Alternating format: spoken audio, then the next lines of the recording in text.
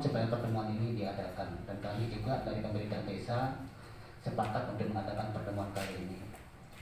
Oleh karena itu, pada kesempatan ini nanti kepada Ibu Christine untuk dapat menyampaikan sekaligus sosialisasi tentang aturan yang dapat dilaksanakan di dalam kawasan ini untuk pembangunan dampak gempa daripada masyarakat kita, agar kenyamanan masyarakat di lokasi tersebut dapat kita rasakan. Artinya karena di samping masyarakat, kita usahakan masyarakat dapat membangun di dalam kawasan, setelah itu juga ada masyarakat kita yang lebih banyak yang sudah membangun di luar kawasan. Oleh karena itu, supaya dapat dipahami oleh kita semua, agar semua yang dilakukan oleh pemerintah itu tentu berdasarkan aturan. Surat undangan menyebar, ya mau apa mau dikata, ya ini akhirnya kita juga datang, tapi saya lihat kayaknya dari kelompok malah mungkin cuman ada satu yang datang ya. Padahal kelompok juga kemarin kan. Jadi saya paham ini desa juga posisinya sangat-sangat dilematis, karena bagaimanapun juga di satu sisi mereka warganya, di sisi lain juga banyak warga seperti yang tadi disampaikan oleh Pak Kades, lebih banyak yang sudah membangun sebenarnya di luar kawasan ya Pak ya tadi. Ini 28 kakak sebenarnya cuman sekitar berapa ini jadinya? 5% atau berapa? 5% dari semua yang sudah oke untuk membangun di luar kawasan. Dan desa masih memperjuangkan loh EP Pada kan gitu. Ini dengan istilahnya di berbagai kesempatan undangan mereka datang. Sekarang juga meluangkan waktu mereka untuk mengundang EP Pada dari kelompok ini. Karena pada saat di dinas saya tidak bisa datang untuk mengikuti rapat, tapi saya juga ada arahan dari Pak Kepala KPH dan Pak Kasih maupun Pak Dinas apa-apa yang dihasilkan dari rapat tersebut. Mungkin saya di sini cuma mau membacakan saja ya, karena mohon maaf pada saat di dinas itu saya dalam kondisi sakit, jadi saya tidak bisa datang. Jadi mungkin kalau dari apa yang disampaikan oleh Pak KKPH dan berdasarkan surat dari Sekda juga yang tahun 2019 yang bulan Oktober, mohon izin saya bacakan ya. Ini kalau yang dari Sekda terkait dengan perihal penggunaan kawasan hutan untuk rekonstruksi rumah terdampak gempa di Kabupaten Lombok Utara. Jadi teman-teman ini yang dua kelompok tadi itu harus ada permohonan yang diusahakan secara kolektif kepada kepala dusun atau desa diketuai oleh camat dan bupati. Itu permohonan dilampiri oleh persyaratan administratif dan persyaratan teknis yang antara lain: A. Membuat pernyataan kesanggupan memenuhi semua kewajiban pengakuan bahwa lokasi yang dimohon adalah kawasan hutan dan tidak memindahkan kepada pihak lain, tidak memperluas pemukiman, tidak melakukan aktivitas sebelum mendapat izin dan kewajiban lainnya. Dari selamat kita salam, semoga senantiasa berkerasan kepada lingkungan alam Nabi kita Nabi Muhammad SAW. Jadi baik para tokoh masyarakat, pada tamu undangan yang kami hormati, sesuai dengan kasih kesempatan yang diberikan kepada saya. Jadi begini Pak, mengacu kepada surat yang saya baca juga, ini tempatnya nggak setuju masyarakat. Sempat sampaikan ke kehutanan, ke BPBD untuk masalah yang yang ini sumber satu area komplek. Nah, ini tidak melakukan aktivitas sebelum mendapat izin. Nah ini jadi problem kemarin ke masyarakat yang di atas. Takutnya ketika kita dapat 2 area ini, sisa lahan yang 2 area ini kita nggak manfaatkan. Itu yang menjadi ketakutan masyarakat di atas. Makanya tak omongkan sama mereka, kalau masalah ini nanti kita bisa rundingkan sama pihak setempat kayak LH, BPBD maupun desa. Saya bilang cuman mereka masih ngotot lah untuk masalah ini. Jadi Makanya saya ngomong kemarin sama BPBD, mungkin yang bangun rumah ini kayaknya cuma 3 ataupun 4 yang bangun rumah di situ. Tidak semuanya. Ada beberapa rumah yang di atas kan. Tapi dari BPBD kemarin ngomong sama saya nggak apa-apa, mau 2, mau 1, mau 5 maupun berapa, tetap kita proses. Karena yang menerima bantuan ini harus tersalurkan kata BPBD kemarin kan. Makanya alhamdulillah dari beliau adalah respon baiknya, positifnya ke kami kemarin. Makanya yang bangun rumah ini saya, mami saya sendiri sama kakak saya. Itu yang bangun rumah. Nah, bagaimana solusinya sekarang dari sudah terbangun apa mau bangun? Mau bangun nggak? Bismillahirrahmanirrahim. Assalamualaikum warahmatullahi wabarakatuh. Dari kemarin sudah berpikir saya bangun di luar kawasan aja kan sudah selesai sebenarnya. Dan saya pikir teman-teman yang 28 ini bukan orang-orang yang tidak punya di luar kawasan sebenarnya. Saya pikir begitu. Kalau lihat saya surang lewat Lempajang dengan kehidupan ekonomi mereka yang begitu, saya pikir nggak mungkin mereka tidak punya di luar kawasan. Dan susahnya lagi ternyata itu di pertemuan di dinas kemarin kayaknya itu dijadikan salah satu syaratnya gitu loh, bahwa benar mereka tidak punya lahan di luar kawasan kan gitu, dipersyaratkan begitu. Jadi kalaupun tadi ini 3 yang akan membangun, ya saya pikir ya gimana dari desa bagaimana kan gitu. Kalau kita kan intinya syarat-syarat ini dipenuhi, tentang pinjam pakai ini keluar kan gitu kan sebenarnya. Jadi tapi apapun itu nanti juga akan kita sampaikan ke atasan kita hasil rapat dari ini bagaimana. Selaku hajatan besar warga kita di Desa Rempet Darussalam ini. Yang kami hormati Bapak Kepala Desa beserta seluruh jajaran, Bapak Babin Maspol, kelompok masyarakat dan tokoh masyarakat, kepala dusun yang hadir pada kesempatan pagi ini. Pertanyaan yang dapat kami cermati adalah mungkin kita kembali lagi sesuai dengan hasil rapat di kantor dinas LHK Provinsi NTB. Di situ sudah jelas, sudah dari aturan, dari rincian item persyaratan juga sudah diakomodir di situ. Itu juga terkait dengan kebijakan Pemda Lombok Utara, bahwa ini memfasilitasi daripada kegiatan BPBD dalam hal pembangunan RTG ini. Tentunya sama-sama memiliki dasar. Pemda Lombok Utara mengajukan ke provinsi tentunya berpikir bahwa ada masyarakat di kawasan hutan. Begitu juga provinsi dalam menyikapi persoalan ini tentunya juga sangat bijaksana. Tapi kembali lagi, di sini mohon maaf Pak Kades, jadi di Desa Rempet ini tentunya punya aturan. BPD punya Perdes, kabupaten punya Perda, provinsi juga demikian. Jadi desa punya aturan, kehutanan juga punya aturan. Nah ini yang perlu disadari oleh saudara-saudara kita yang di wilayah Lempajang ini. Bagaimana caranya kita padukan kedua aturan ini.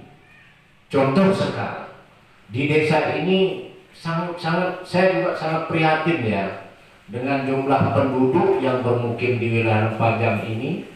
Sudah hampir 95% membangun di luar dan tersisa 5% lagi kurang. Mungkin kita perlu menyadari bahwa seperti tadi, bahwa aturan di desa itu ada, kehutanan juga ada. Nah kenapa saya harus menyampaikan hal ini terkait dengan bahasa waktu surat menindaklanjuti surat dari permohonan kelompok oleh dinas LHK provinsi, yaitu dengan surat pinjam pakai ya, surat pinjam pakai kawasan hutan. Artinya suka tidak suka, sadar ataupun tidak, bahwa dengan pernyataan itu kita sudah mengakui bahwa itu adalah kawasan hutan. Jadi di situ ada aturannya bapak-bapak ya, tentu kita semua sudah paham. Dan sangat saya sayangkan kalau sekarang ini kita kembali lagi mempersulit diri kita sendiri. Pemerintah Desa Darussalam ingin memfasilitasi masyarakatnya dengan stakeholder atau dinas terkait. Kalau saya membahasakan begini, pemerintah desa ini tangan kaki kanannya di masyarakat, kaki kirinya di pemerintah. Kami dari pemerintah desa hanya memfasilitasi, bukan penentu. Begitu Pak Jam. Kita di INEP maklumi bahwa pemerintah desa ini hanya memfasilitasi antara pemerintah dengan masyarakatnya. Nah itu intinya, keinginan hajatan kepala desa mengundang bapak-bapak petani atau yang mendapat RTG ini. Kita mau carikan rumah ini. Nah, itu yang masalah sekarang ya. Karena sempat kesini di aplikator. Bukan kita sempat aplikator. Apa namanya supplier. Pernah kesini tapi saya usir deh. Nah terus perjanjian di situ untuk pembangunan rumah di atas tidak PKS. Bentuknya bentuk suratnya di atas cuman jual beli material. Itu bentuknya. Suppliernya. Bukan aplikator. Bukan. Jadi ketika nanti selesai dibangunkan rumahnya di atas, maunya masyarakat bisa dicairkan uangnya ini. Ini yang mereka urus sampai ke Jakarta, mereka urus sampai ke ke beberapa lah mereka uruskan, cuman nggak sampai selesai. Nah sekarang kenapa mereka nggak bisa hadir di tempat ini? Mohon maaf Pak Desa. Karena kemarin saya juga sempat ketemu sama pengacaranya mereka, 2 orang saya ketemu kemarin. Ya, masalah kasus kesalahan di atas kan. Nah, hasil kesimpulan kemarin dari hasil pertemuan kemarin sama pengacaranya kemarin, kalau kalian mau dibangunkan di atas rumah itu, cabut dulu tuntutan ke saya. Maksudnya cabut dulu laporan surat-surat yang sudah kita kasih ke pengacara itu untuk pengaduan ini kita dicabut dulu. Gitu, makanya mereka kemarin ambil semua rekening itu kan sudah diambil sama teman-teman ini kan. Mana yang mau dibangunkan masih rekeningnya sama saya. Itu total yang mau dibangunkan ada 8 orang. 8 anggota ini yang mau dibangunkan. Cuman saya konsultasi ke BPBD termasuk Pak Bupati juga. Surat pernyataan yang saya buat pertama kali yang saya bawa ke Pak Desa terus Pak Kades itu yang kita pakai untuk surat pernyataannya. Dimintanya itu untuk kita pakai. Jadi yang yang surat dari LH tetap kita turunkan itu mengikuti aturan untuk pembangunan kalau dari LH. Nah sekarang masyarakat harus berpernyataan sekarang. Ketika dibangunkan rumah ini tidak ada tuntutan nanti ke LH maupun pemerintah setempat. Ketika dibongkar misalnya kan itu tidak menuntut ganti rugi. Begitu dia ceritanya Pak. Kita luruskan masalah supplier. Dulu tuh mungkin Rizal nggak ada waktu di Koramil. Nggak hadir kan? Nah di sana ada Mak Genti, Bapak juga Pak Jamat di sana. Karena di sana ada kesepakatan di depan dan Ramil itu kesepakatan mengenai material yang ada. Apabila mereka bilang sama supplier juga bilang apabila rekening RTG tidak bisa cair mereka akan secara kekeluargaan. Itu bahasanya. Itu ada saya, Pak Bamitsa, Pak dan Ramil di sana di Brugak Koramil. Itu yang perlu. Nah maka dari itu kemarin sempat. Tapi bukan si suppliernya yang kesini, orang-orangnya ya Pak Kades ya. Bukan pengacara, kayaknya pemilik barang kayaknya yang diambil oleh supplier. Tempat ngambil barang supplier ini. Supplier ini kan Jatmike namanya. Ya, yang ngambil barang ke orang-orang, nah suruhlah nagih ke sini ke kantor desa, minta tanda tangan RTD. Nah, akhirnya kita usir. Gitu. Kalau mau berurusan masalah rekening jangan ke sini. Urus dulu sama Jatmike, nggak ada urusannya sama kita seperti itu, ya kan? Terus yang kedua, mungkin ini tidak serta-merta nih kita, misal 24 ini seandainya nih ya, mau dikompletkan. Di sana kan secara otomatis akan menandatangani surat pernyataan bahwa tanah ini milik negara, ya itu satu. Tapi kita tidak serta-merta akan langsung eksekusi seperti itu, karena di sana bukan cuma 24 kakak yang tinggal. Seperti Marta dan yang lain, apakah sanggup itu menyatakan kalau tanah itu negara, milik negara. Karena kita tahu perjuangan mereka udah 30 tahun. Ya, seperti itu. Warga yang masih sampai pada saat ini memegang rekening ya. Dan kebetulan kami kemarin pada hari Jumat yang seminggu yang lalu sudah turun kepada masyarakat untuk meminta tanda tangan kesiapan bagaimana mereka mau membangun secara kolektif atau tidak. Di sana ada pernyataannya, kemudian kami meminta tanda tangan kepada masyarakat. Kami sudah melakukan hal tersebut kepada beberapa warga, kalau tidak salah kepada 5 warga, 4 kalau tidak salah itu. Mereka sudah menandatangani surat tersebut. Ada yang mengatakan bahwa tidak setuju dikomplekan, tidak setuju itu berdasarkan tanda tangan mereka. Tetapi di tengah perjalanan kami di stop dengan paksa oleh masyarakat yang memiliki rekening tersebut sampai di sini, sampai di sana gitu. Karena mereka sangat ngotot sekali, mereka tidak mau menandatangani surat tersebut dengan alasan kami harus bermusyawarah dulu dengan semua anggota kami. Ada kami persoalan desa Darussalam ini semakin beles nih. Jadi ini harapan kami ngaruh warga masyarakat Ciharang ini atas ini, mohon taati, dengarkan aturan pemerintah. Jadi begini Pak, untuk masalah lahan di luar ada sih sebenarnya lahan di luar, cuman saya dikasih pinjam sama kawan ini untuk pinjam lahan dia untuk bangun di luar, cuman permasalahan dari kawan ini minta tolong sama saya, bikinkan kita surat untuk jual beli lah untuk masalah lahan ini. Bisa dibilangkan kita bangunkan di luar. Nah, saya juga pakai lah, gitu. Cuman sebagian masyarakat yang nggak mau. Cuman yang mau ini ya paling segelintir orang yang lebih yang mau ini paling yang saya bilang tadi itu 8 orang yang mau. Cuman desa harus siap bikinkan kita surat jual beli itu supaya begini pinjam pakai, supaya kita juga nggak mau kena masalah di atas ketika ada pemeriksaan dari BPBD maupun pihak terkait untuk ngecek rumah ini kan, itu yang kita nggak mau. Sebenarnya bisa aja bisa buat rumah ini di luar, cuma lahannya yang nggak ada. Makanya saya konsultasi sama kawan yang di Bayan, bisa lah lahan ini rumah ini kita bangun di sini, cuman sabunnya itu surat pinjam pakai lah kawasan lahannya dia kan.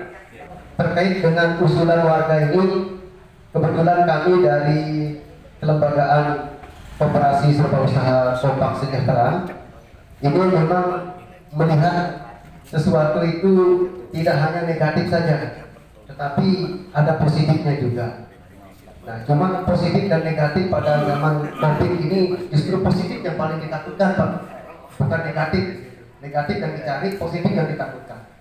Nah, apa yang kami lihat dari usulan daripada warga yang sejumlah 28 KK, ini yang beberapa hari yang lalu kami juga hadiri di Dinas Lingkungan Hidup.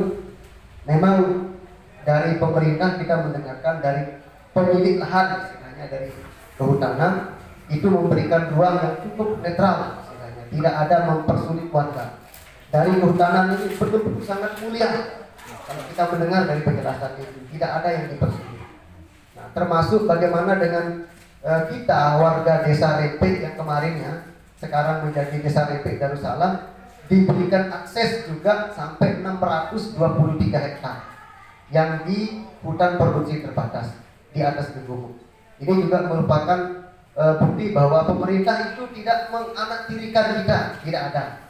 Nah, cuma sekarang bagaimana kita mensiasati, bagaimana kita mensyukuri apa yang ada ini. Seperti penyampaian Bapak Direktur BUMDes ini bau besi bau asap itu yang sangat-sangat kita butuhkan dari semua. Tapi kepada RTG ini, kalau memang masih ada jalan keluar untuk bisa dibangun di luar, kenapa tidak? Silahkan saja. Kalaupun tidak ada jalan keluar membangun di tempat SHM, sertifikat hak milik, artinya di tanah hak milik, ya silahkan diusulkan yang di dalam. Tetapi konsekuensinya yang kami pelajari sampai hari ini, dana siap pakai yang ditunjukkan oleh BNPB ini akan ditarik sampai tanggal 31 Agustus 2021. Sementara izin pinjam pakai ini pertama harus melalui musyawarah seperti ini. Kedua masuk ke kecamatan, masuk lagi ke kabupaten. Kabupaten melakukan usulan ke Menteri Lingkungan Hidup melalui dinas lingkungan hidup yang ada di provinsi ke BKSDA ke Dirjen baru ke Menteri. Dalam kurun waktu hanya hitungan detik loh. Sekarang sudah tanggal 27. Lagi 4 hari lagi sudah 31 Agustus. Tidak mungkin bisa terkejar secepat apapun kita berlari. Itulah gambaran. Sehingga kalau dari kami kelembagaan koperasi, kenapa tidak dari awal kemarin supaya EPK betul-betul mau 100 sekian kakak itu tinggal kali 2,5 hari sama dengan sekian hektar tinggal didevelop oleh teman-teman KPH, oleh resort tinggal diambil titik koordinatnya, maka saya yakin dan percaya semua warga ini bisa mendirikan dengan sukses. Bersyukur kepada Allah Subhanahu wa taala pada kesempatan pagi hari ini bisa duduk bersama di Aula Kantor Desa Darussalam ini. Mudah-mudahan Allah melimpahkan rahmah dan karunia kepada kita semua. Selawat dan salam kita aturkan kepada Nabi kita Muhammad SAW, keluarganya, sahabatnya, dan orang-orang yang selalu senantiasa istiqomah di atas jalannya. Ya, kami hormati pula Bapak Ibu Kepala Resort Santong Sidusan BKPHN Barat bersama personil pengamanan hutan yang alhamdulillah juga hadir pada kesempatan pagi hari ini. Bapak-bapak tokoh masyarakat, tokoh agama, Bapak Babin Maspol, Bapak Kadus, pimpinan lembaga BUMDesa dan perwakilan warga Lampajang, Saudara Rizal yang pada hari ini hadir di tengah kita menyampaikan mewakili teman-temannya untuk hadir di forum musyawarah. Hari ini kita melakukan pertemuan terkait dengan persoalan RTG yang ada di Lampajang yang diinginkan dibangun di lokasi tersebut oleh 28 KK yang tadi disampaikan oleh Saudara Rizal kepada kita semua. Terkait dengan persoalan ini tentunya kita harus melihat bahwa persoalan Lampajang ini bukan hanya persoalan RTG, tetapi begitu banyak persoalan yang kalau kita mau jujur dan pada hari ini melihat secara menyeluruh dan kolektif persoalan ini. Jadi dari zaman dahulu sampai hari ini benar yang dikatakan oleh Kepala Resort Santong Sidusan tadi bahwa KPH hadir lahir tahun 2010. Persoalan ini sudah ada. Jadi persoalan teritorial kalau dalam status di kehutanan itu. Jadi ada masalah-masalah yang terbagi menjadi persoalan yang di situ ada tindak pidana kehutanan, ada juga persoalan teritorial dalam undang-undang kehutanan itu. Jadi kalau persoalan yang sifatnya tindak pidana, maka kehutanan mungkin secara khusus bisa menangani sendiri secara lembaga. Tetapi kalau persoalan itu bersifat teritorial, maka harus diselesaikan oleh semua pihak. Nah, terkait dengan kita yang di MP Darussalam ini, yang ada pemukiman di kawasan hutan produksi yang ada di Lampajang ini adalah persoalan teritorial yang harus diselesaikan secara bersama-sama. Tidak hanya oleh kehutanan, akan tetapi seluruh komponen lembaga negara, pemerintah, terutama kita yang ada di Kabupaten Lombok Utara. Nah, terkait dengan keinginan hari ini warga 28 warga di Lampajang ini yang menginginkan RTG dibangun di situ, tentunya kita harus melihat pula proses dari persoalan RTG ini sejak awal. Sudah disampaikan dan sudah disosialisasikan oleh Pemda Kabupaten Lombok Utara pada 2019 kalau tidak salah tahun yang lalu tentang mekanisme ketika pembangunan RTG ini mau dibangun. Nah, karena letak RTG yang ingin dibangun ini di kawasan hutan produksi ada di Lempajang, maka pemerintah pada saat itu menurunkan surat yang dibacakan tadi oleh Ibu Christine selaku Kepala Resort yang menjadi acuan ketika memang itu ingin kita bangun di sana. Surat yang disampaikan ini dan sosialisasi yang dilakukan oleh pemerintah kita sampai saat ini tidak menemukan titik temu.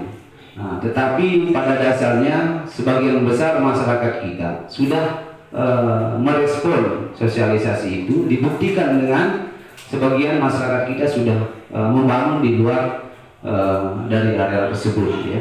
Nah, tinggal 28 warga kita yang pada saat ini yang masih ingin membangun di sana dengan berbagai keinginan dan sebagainya. Nah, maka ini tentu menjadi persoalan kita untuk kita diskusikan seperti apa jalan keluarnya ya. Nah, harapan kami sebenarnya pada hari ini 28 warga yang punya keinginan ini bisa hadir sebenarnya sebagai bentuk kita mau menyelesaikan masalah ini.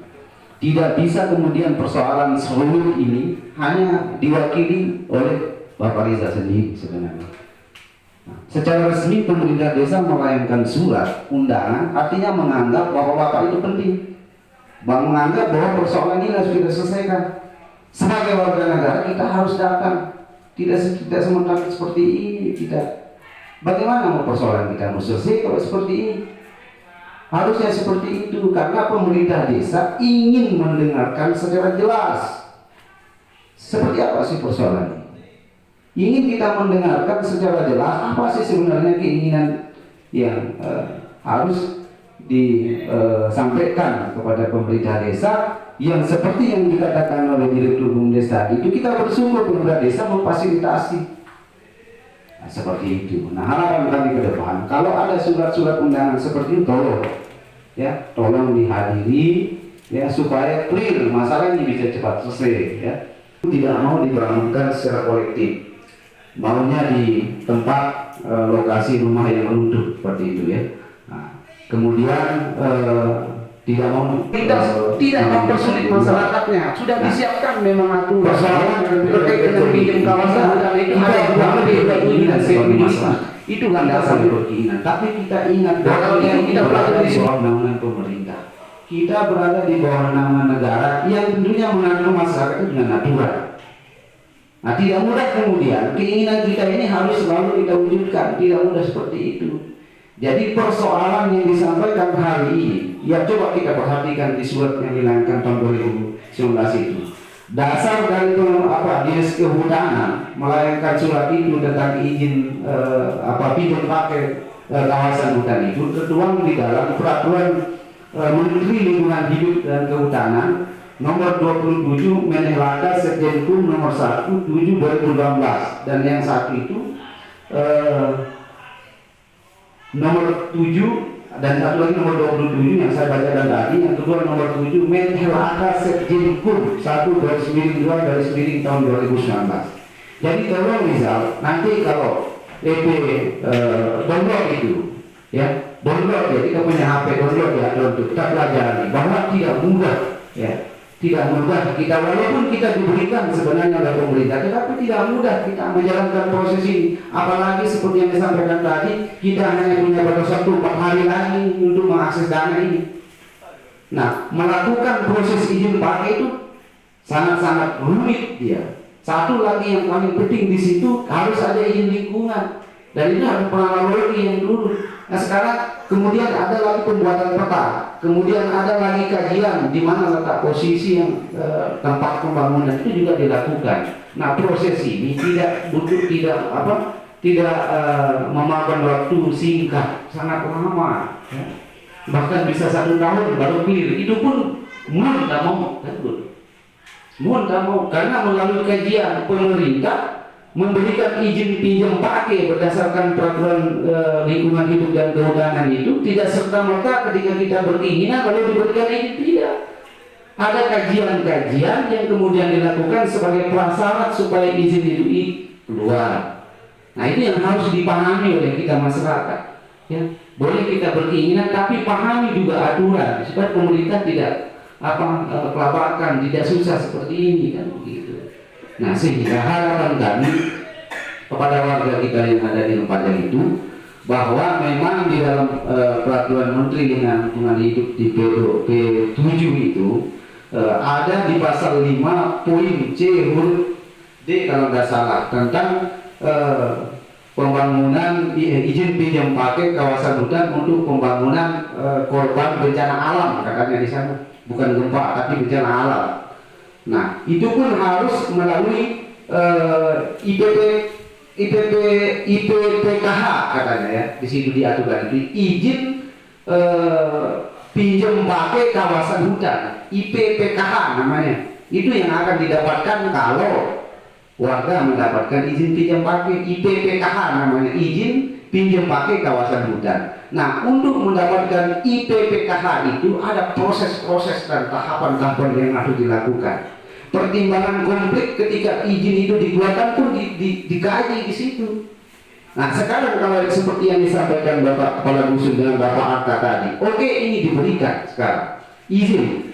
Nah sekarang pertanyaan kita kemudian di mana akan dikomplekkan?